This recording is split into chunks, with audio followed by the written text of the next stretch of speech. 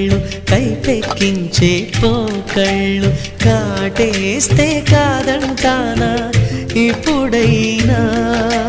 వయసేమైనా సొగసేమైనా మరపించే మనసేమైనా నవ్వు నవరాత్రి నీ కోసం తీసుకువస్తున్నా మైనా ఏమైనావే మన్మథ మాసం అయినా ఎంతైనా ఇది మెత్తని మోసం